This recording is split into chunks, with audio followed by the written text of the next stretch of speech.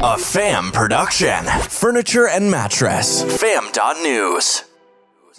Oh, I love the title of this book. Go from dragging ass to kicking it in 30 days. The name of the book is Energize.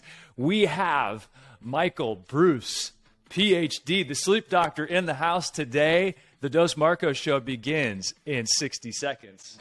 Driven entrepreneurs, listen up. It's time to team up with Nationwide Marketing Group, North America's most successful network of independent retailers.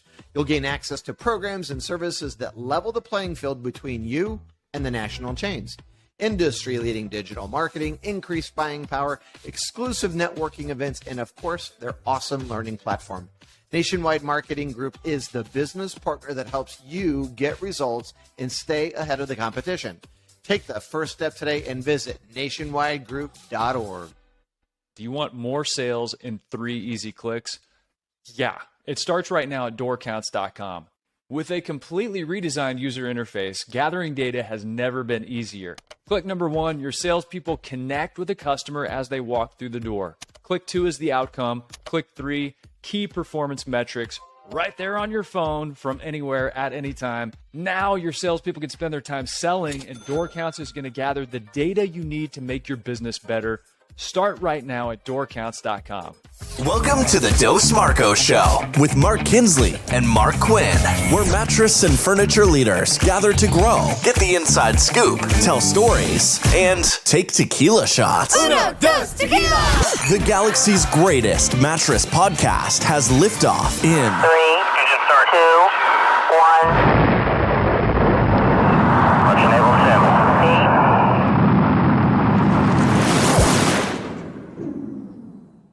I just want to get something out of the way right here, right now.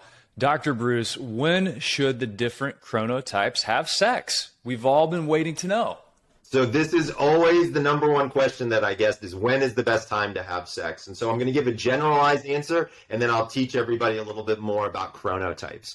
So it turns out... Can I just answer that? Can I just shortcut you and say, for most men listening to this show, it's whenever you can? So here's... There's no science to this, okay? Bro, I've got the data. Hold tight. So here's how it works. All right, let's go. Okay, and so you need 5 hormones to have successful intimacy, right? You need estrogen, testosterone, progesterone, adrenaline, and cortisol all need to be high, and melatonin, the sleep hormone, needs to be low.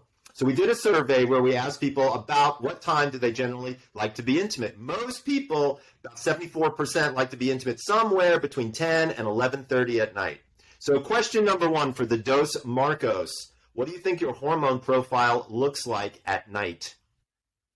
Well, melatonin low, is going right? to increase. That's right. So melatonin is high and all those other things are low. That's hint number 1.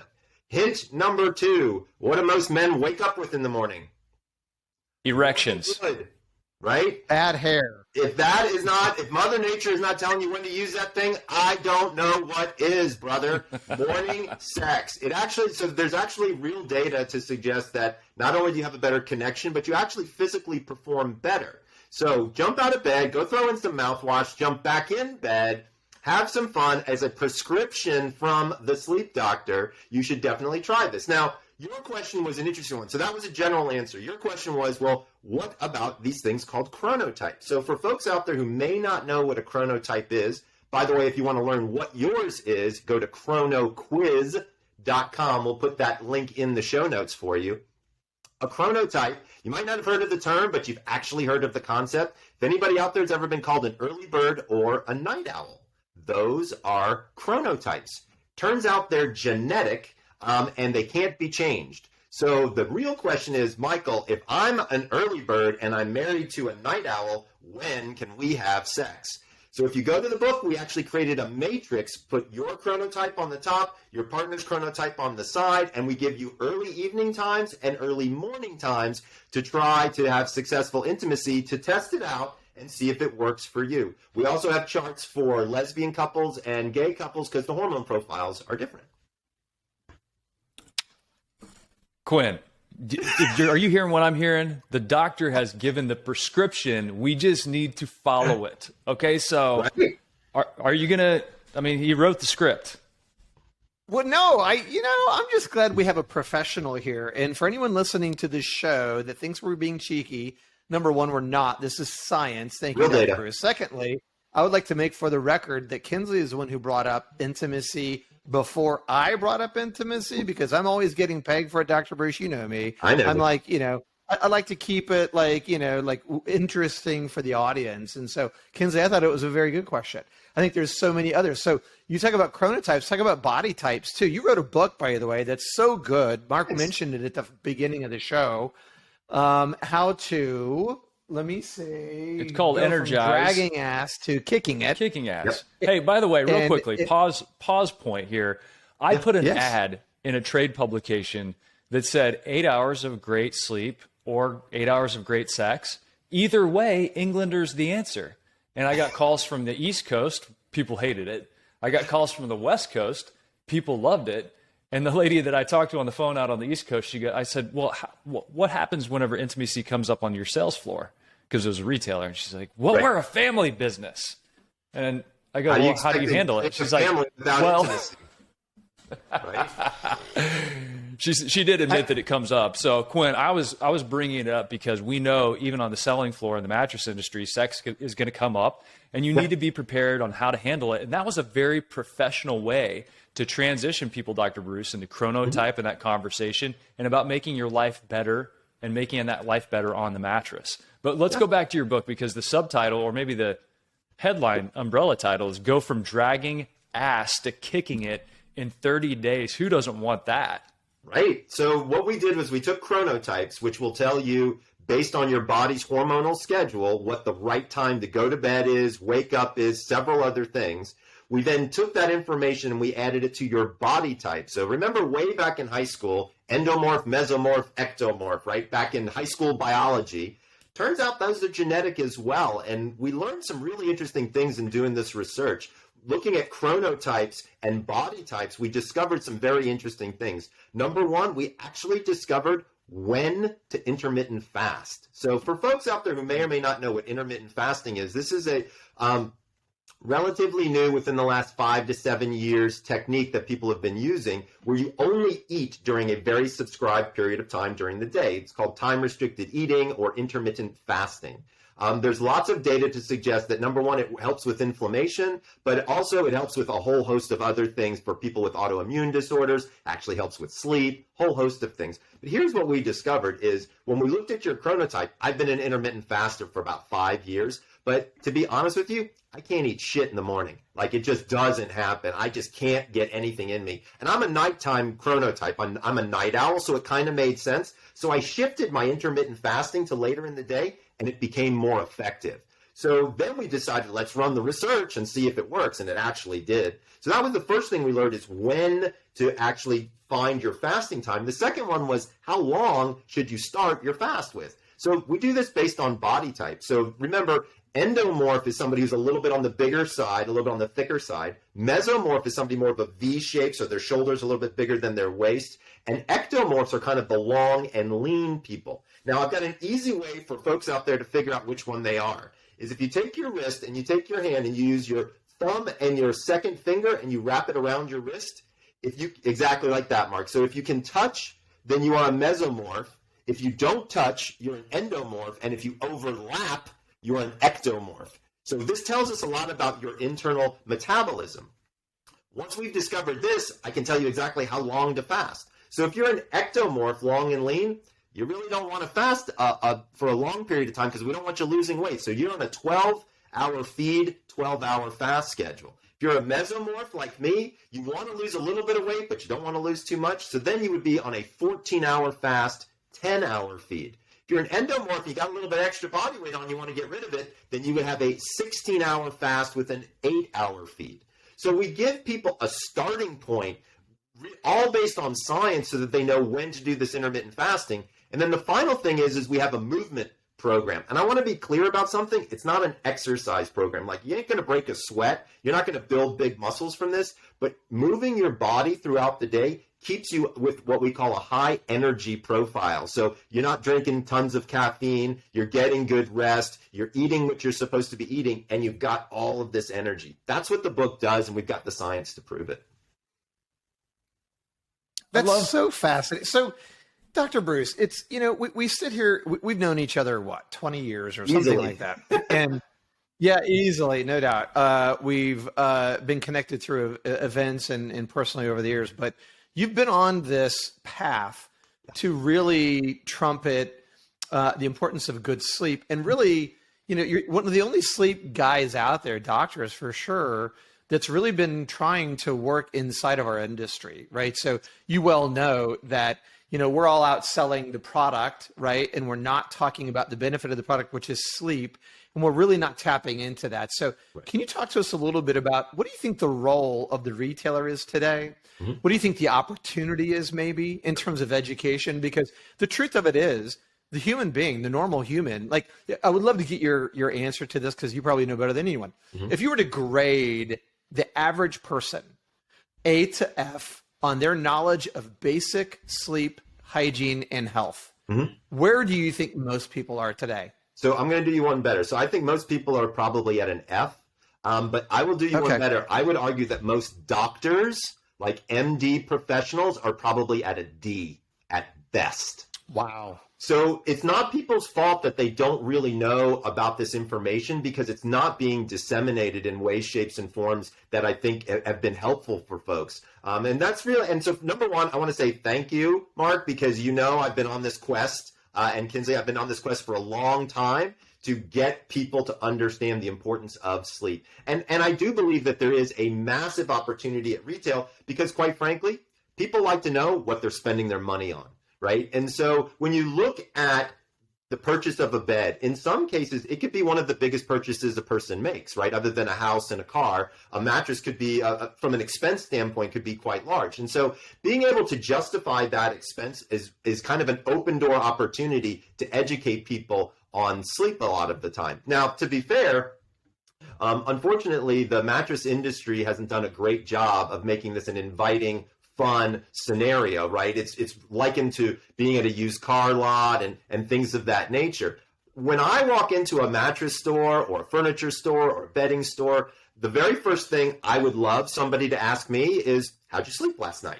Not how much do you want to spend, right? And so I think that's really where we have to make some further advances. And to be clear, it turns into a different type of relationship. It's more of a consultative relationship, which then leads to a consultative sale. And I'll be honest with you, consultative sales, they make a lot more money. You put on a lot more accessories, a lot more attachments. I mean, there's a lot of ways to increase that sale when you really understand your customer and you can give them what they really need. As opposed to, hey, I can sell you this bed for, $3,000, and it's on sale for 1,800 type of thing, as opposed to, hey, let's really talk about your sleep for a second here. What's going on? How can we find a product that can actually help you? Because I would argue that we're not in the mattress business. We're in the healthcare business, right? Every single office 100%. That's out there is a healthcare professional, right? You are selling a medical device to people. And to be fair, it's the device that's the most effective device on every single person out there because of just the sheer time that you spend on it.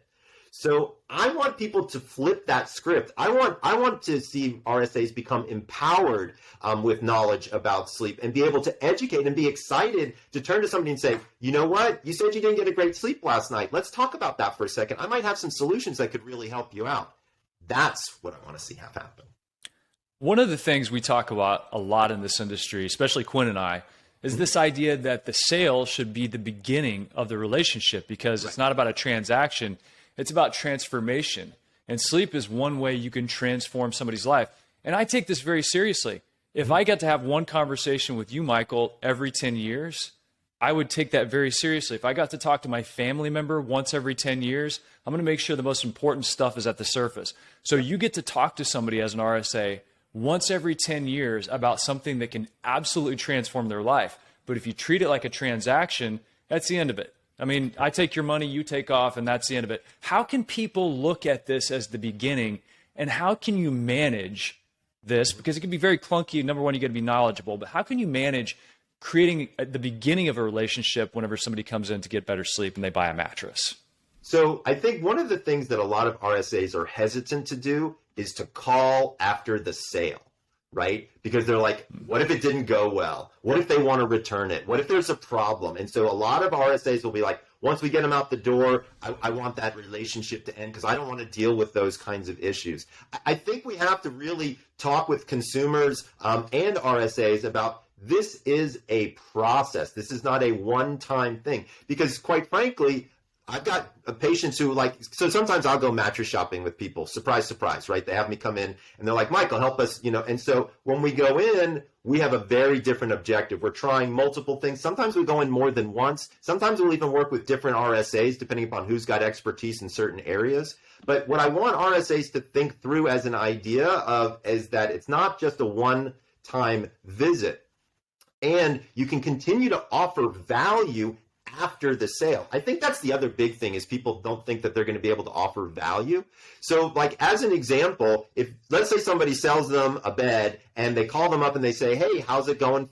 How's it going? Don't worry so much. If somebody says, oh, I didn't sleep so well, the first few nights, okay, that makes sense.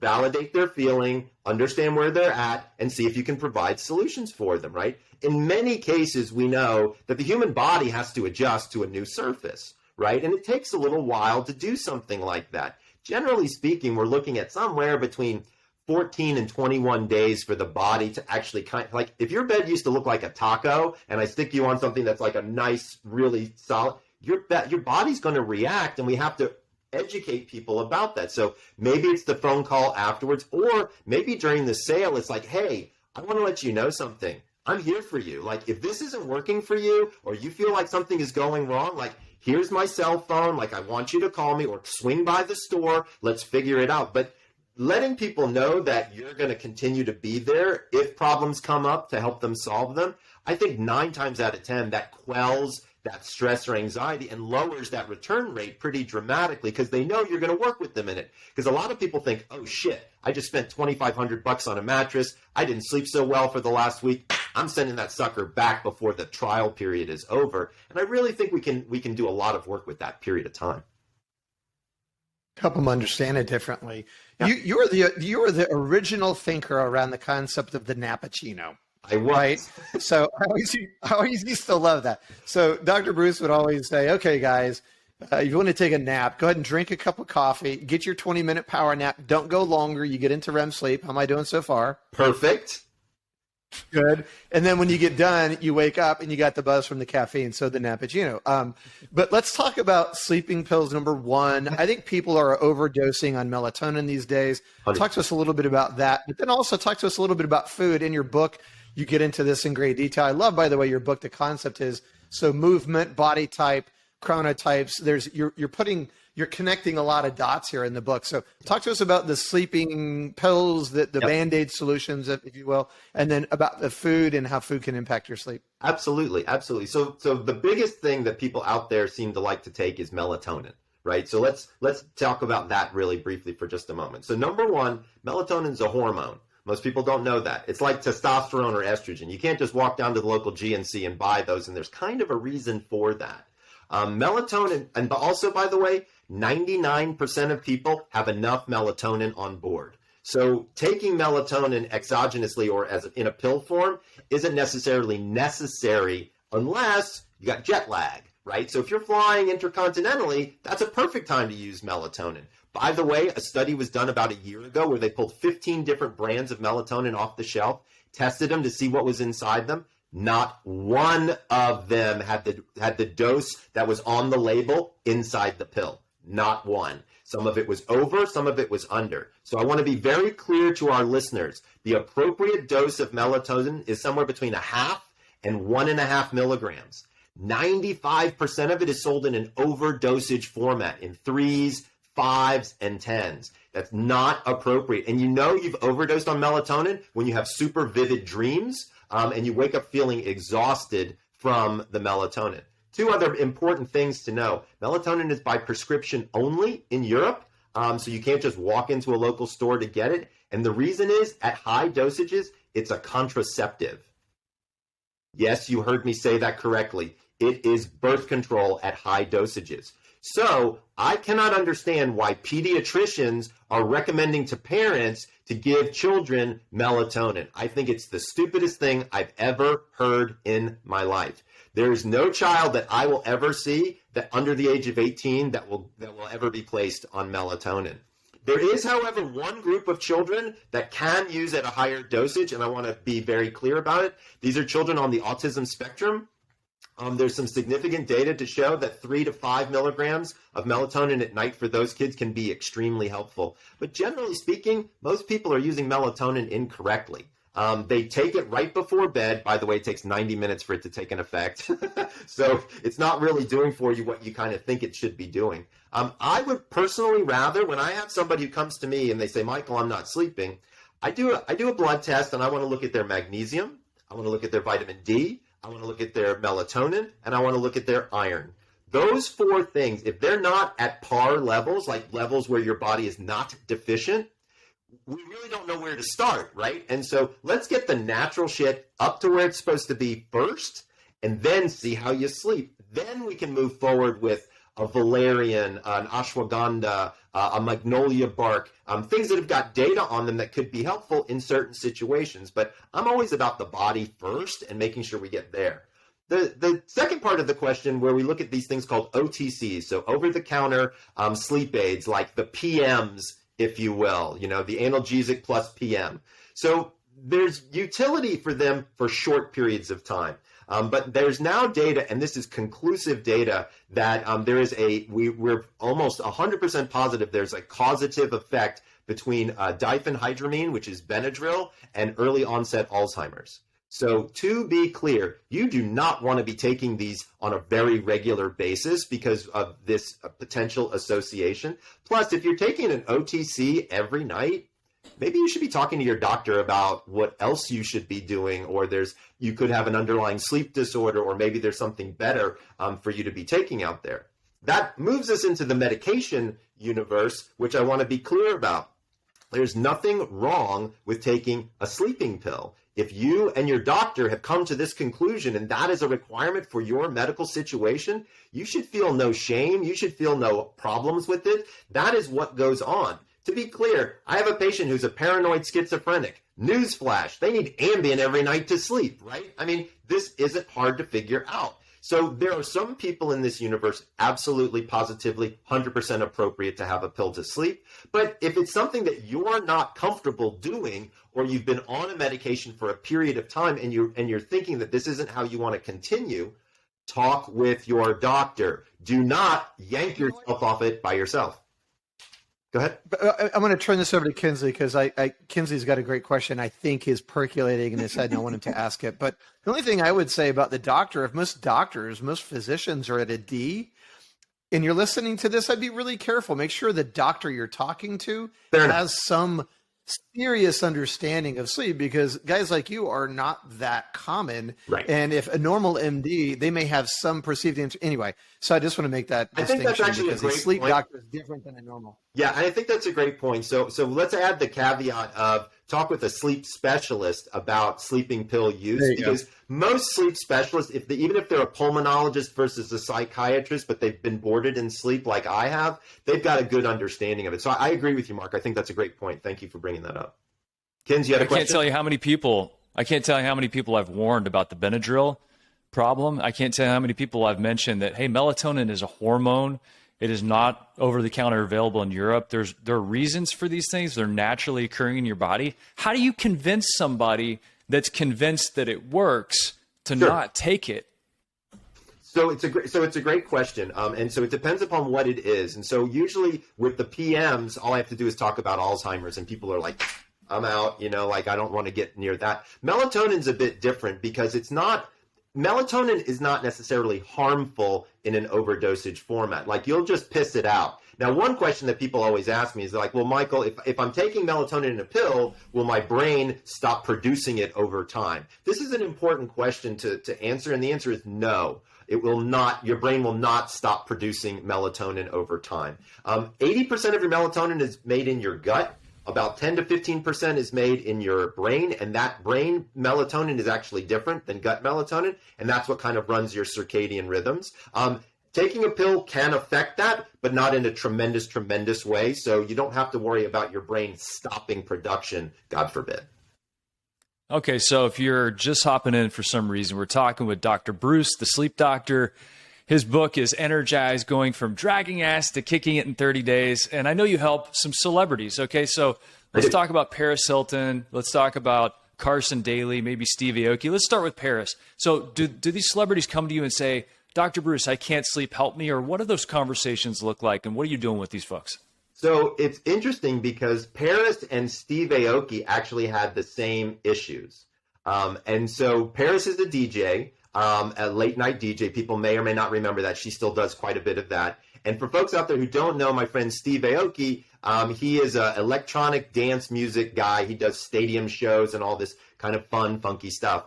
And so the biggest problem with being a DJ, you don't go on until 12, 1 o'clock in the morning, right? So it's like being a shift worker. So, and with Steve in particular, he does almost 200 shows a year, and they're rarely in the same place twice. So he'll do a show in Miami, get on a plane, and then that evening do a show in Vegas. And that's nothing for him to do something like that. So you can imagine his circadian rhythms were a mess. So we created a very specific schedule to help him avoid jet lag. And then one of the other things that we did is we created this thing called the sleeping bag. And so it's a duffel bag that travels with Steve, and it has his pillow, his topper, his sheets, his alarm clock. So it all smells the same. It all feels the same. We take all the uncontrollables out, right? So I was watching the Olympics the other night, and one of the athletes said, you control the controllables. And that's exactly what we do with somebody like Steve, is we say, what environmental cues are going to mess this guy up? Let's get rid of those, because we need him down, asleep for a certain period of time, because now we have to have him up and get on stage and do his thing. Same holds true with Paris. Paris' schedule isn't quite as crazy as Steve's is, but she has a tremendous business in Europe. And so she's constantly going back and forth to Europe and or telephone calls in the middle of the night type of thing. So we had to do that stuff with her. Carson Daly was an interesting case because, he's bi-coastal, right? So he does work at the Today Show, and then he's on, I think it's The Voice, right? Or something like that. So he's back and forth literally every week. And so we really wanted to take a look at that circadian rhythmicity and how to work with him on that. Also, it turned out he had sleep apnea, and we talked about it live on the show. And just to be clear, I'm not diluting anybody's confidences here. All of these people have given me permission to be able to speak generally about their cases as an exemplary case for people to learn more and hopefully help themselves. I love what you did with Steve. I love that you took environmental cues and you put them and you controlled the controllable. I mean, even when I travel, I have my sleep mask that I always use. I have the same noisemaker that I use in my bedroom. I make sure and black everything out, and I have blackout curtains in my bedroom. So yeah, I love that. Like, just, hey, you're on the craziest schedule any of us could possibly imagine. So what can you control? That's such a great tip. That's a good hack. Yeah, Kinsley, remember our interview with Chris Cassidy, Dr. Breus? We had Chris Cassidy. He's an astronaut. Matter of fact, Disney just did a great special with him. Oh, amazing. But anyway, we had him on our show, and we were asking him about sleep. And to this exact point, he said a lot of guys bring to the space station, they bring a neck pillow. Well, you don't need a neck pillow because there's no gravity. There's no gravity. Right? There's no gravity. But they bring the pillow just because it's part of their routine. Yeah. And they can feel it, and it makes them feel like home. And I'm like, wow. And it kind of sounds like what we're talking about here. Yeah, absolutely. And as a matter of fact, sleep in space is actually quite fascinating. I had the good fortune of interviewing an astronaut about sleep in space. And it's fascinating. They don't just float around asleep. They actually stick them in sleeping bags and they Velcro them to the side of the fuselage because they need to have some type of pressure feeling on their body for their body to relax. It's called proprioception, but it's an interesting phenomenon for sure. I just got back from space camp. I was a camp counselor. That's awesome. And so, yeah, actually one of the kids, I was camp counselor. My wife teaches this homeschool pod.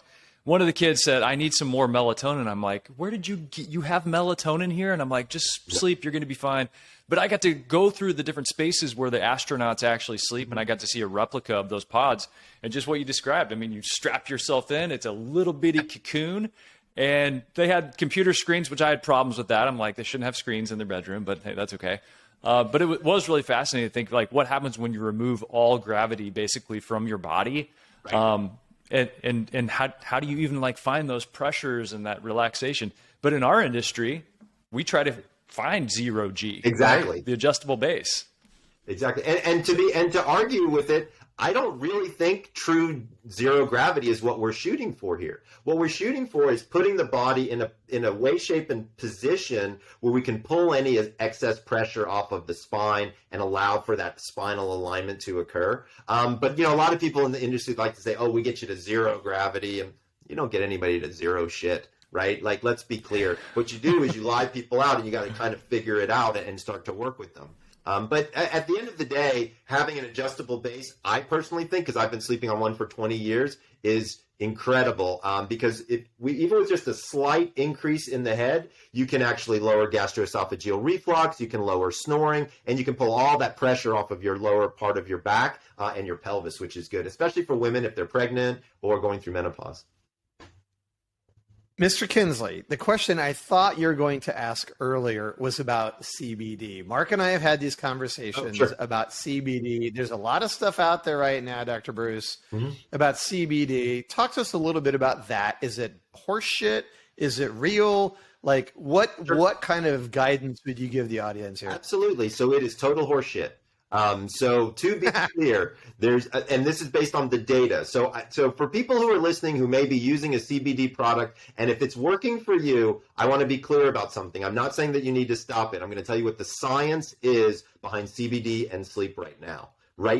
And by the way, this science is changing very rapidly because so many people are getting interested in it. There's only one study that I found where you needed 120 milligrams of CBD to make any type of sleepiness occur. 120 milligrams, guys. I mean, that's literally almost a full bottle of CBD to start to see anything. That being said, want to break that down a bit. We do know that CBD does help with pain and it does help with anxiety. Now, if anxiety and pain are affecting your sleep and you take CBD, that could tangentially affect your sleep. But I want to be clear, taking a CBD gummy to fall asleep is not making you fall asleep. That being said, I don't think anybody's got the answer just yet. I've written extensively about cannabis and sleep on my website. So if folks are interested, go to thesleepdoctor.com on my blogs, type in cannabis. You're going to learn more about weed than you ever imagined, and really get kind of the science behind it. But here's what I believe in the future. I believe that we've got enough people out there who are starting to do the science now where we're going to get there. It's going to take a little while, but we're going to find out how to help people sleep better.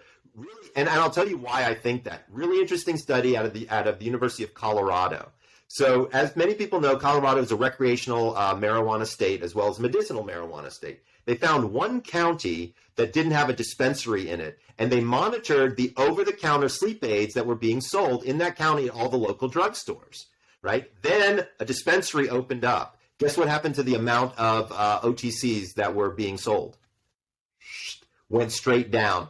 Second dispensary opened up in the same county, even bigger slowdown of people buying OTCs. So people are searching for an answer. And as scientists and people in the field, it's really our duty to figure this out quickly because lots of people are using lots of stuff that may or may not be helpful for their sleep. There is one component within the marijuana or cannabis plant that's called CBN, and that has been shown to actually make people feel sleepy. It turns out this is oxidized THC and can be very, very helpful for folks. So if you're out there in a dispensary in a state where it's legal and you're looking for something, you really want to have a low level of THC because remember, folks, THC will increase your heart rate and decrease REM sleep, but a higher level of CBN. That should be somewhat helpful in terms of guiding you, but right now, I really haven't even seen a sleep-focused product from a company that's only about sleep. Almost everybody seems to have a tangential, we're just going to throw sleep in with pain and anxiety and things like that and kind of call it for what it is. I think there's more out there. With CBN, is this something that people can go out and find right now if they're in a state that has recreational or medicinal marijuana?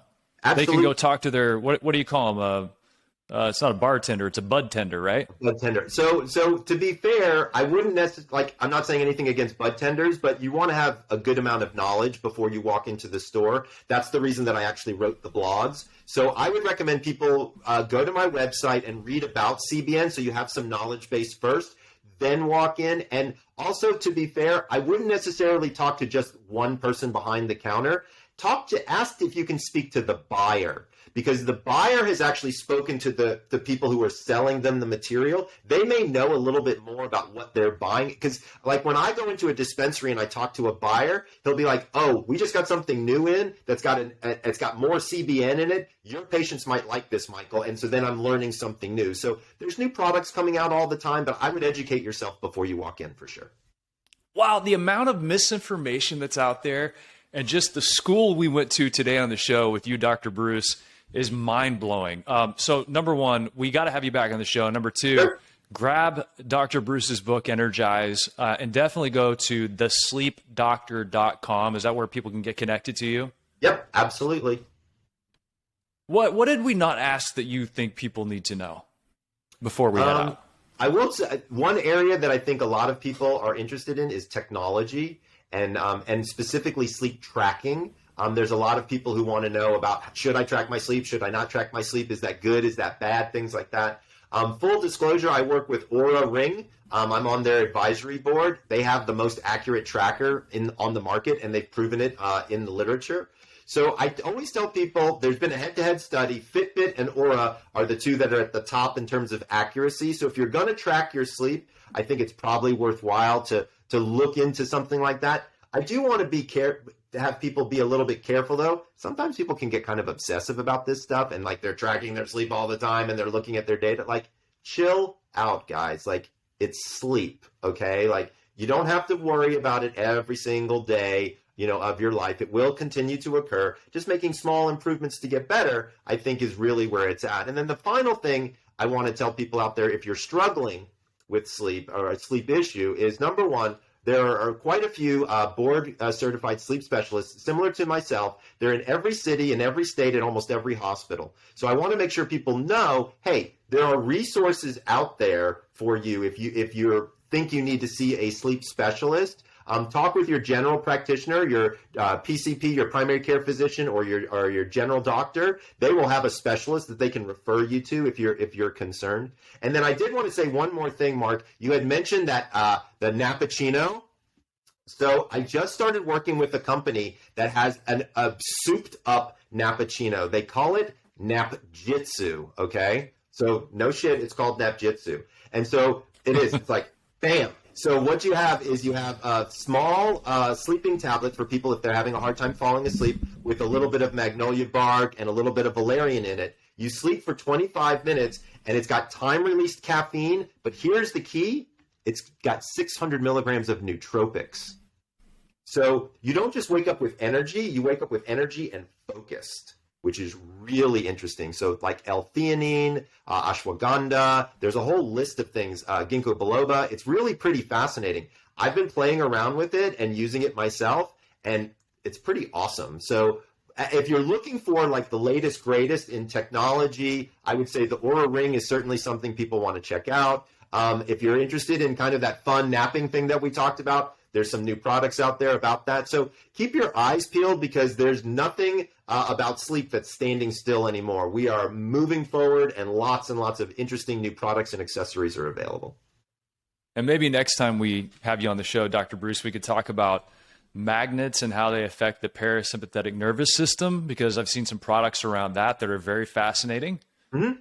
So there's an interesting product called HapB that came out fairly recently that actually uses electromagnetic frequency to actually create frequencies inside your body. It's very fascinating. There's also some other frequency-related technologies that are pretty cool as well. There's something called the Apollo, which can actually help shape your sympathetic nervous system. I'm working with them and love their science. So, I mean, we could do a whole thing on just all the new crazy tech that's out in sleep that people may want to find interesting or could even utilize in maybe their showrooms. And I think, sleep tech is such an area of fascination for me. And I think, we'll wrap it up today, but I think you're going to get into one of these phases eventually where, sleep becomes predictive for medicine. And then ultimately, I think you're going to have companies that have so much data, they're going to begin harvesting and selling that data and probably making more money off the sale of the data than they will off the products that they're making. So I think we're going to enter that phase at some point. And hey, next time you come back, bring your crystal ball. We'll do the same. And let's talk about the future of sleep and the future of the mattress industry. How's that sound? Easy. That's one of my favorite topics. Awesome. Dr. Breus, we love you, man. We appreciate you a lot. We love your advocacy for sleep and the category in general. If you're listening to this, I hope one of the takeaways for you is take it seriously. What Mark Kinsley said earlier, every time someone walks into your store, look at it as an opportunity to share, to help educate them. Most consumers, Dr. Breus says, are at an F about their understanding of sleep. Take it as your opportunity every single time you can to educate them, give them a little bit, shed a little bit of light. And I think there's a lot of people out there, mostly since COVID, that are struggling. And sleep is a big thing as it relates to physical health and mental health. It's foundational to everything. So take that really seriously. Dr. Breus, thank you. Appreciate you so much. If you're listening to this show, take it, share it with your friends. We want to build an audience around the campfire, and go ahead and rate us anywhere. Mr. Kinsley, on behalf of you and myself, Dr. Breus, thank you so much. You are a rock star. We'll see you next time. Thanks, boys. I appreciate it. Wishing everybody out there sweet dreams. You could bounce on it. Yeah, bounce with it, bounce with it. Bounce with it, bounce with it. All right. What is a hybrid? It's like peanut butter jelly, peanut butter chocolate. Hybrid so tight, there's no way that you could topple it. Hybrid on my wrist, that's a calculator watch. We add ourselves together and we take it up a notch. Got the airflow, yo, keep you cool as it get. Visco foam alone to make you drip sweat. Get a hybrid mattress, yes, you'll get better rest. Cool and comfortable, Hybrid like a sweater vest. You know the game, we're ahead of the sun. Cause the two of us together are way better than one. Cause I'm cool as ice and I'm hot like a heater. Bounce by the ounce, now we got it by the liter. Well, you take a spring and you wrap it up right. You can sleep so smooth or bounce all night. Put two together, get a whole lot more. Get the feel of the comfort core. You can bounce on it. Lay back, you don't have to practice. It's the best thing to happen to your mattress. Get together to do it like I did. Everybody get hybrid. If you want somebody to get in your vicinity, you probably want to feel a little bit of a hybridity. Foam alone, out of 5, maybe 1 star. Springs and foam, we're taking care of that lumbar. Mad back support, the best way to shack up or just get rest that won't mess your back up. Like a hot chick mixed with a particle physicist or a mullet. Party in the back of the business. Best of both worlds like Mars and Venus. The ultimate hybrid. Nothing short of genius. Keeping it loose while keeping it tight. We can make you sleep or play all night. Put two together, get a whole lot more. Get the feel of the comfort core. You can bounce on it. No stopping when the beat gets played back. Springs keep it popping, foam keeps it laid back. Party over here, get invited. Everybody get hybrid. Sing hybrid. Listen, doesn't matter if your kitchen is charming when your bedroom's the most important part of the apartment. What kind of bed do you keep back there? Does your girl wanna chill on a beanbag chair? Hell no! You need springs and foam, cause if that bowling ball don't bounce, you'll be sleeping alone. And if the bed don't react, then you can't get low. We got that type of bounce that won't spill your Merlot. So stick with us and you'll get rewarded. Cause I'm so gentle and I'm so supportive. Hybrid is where the magic is. And we just killed a song about mattresses.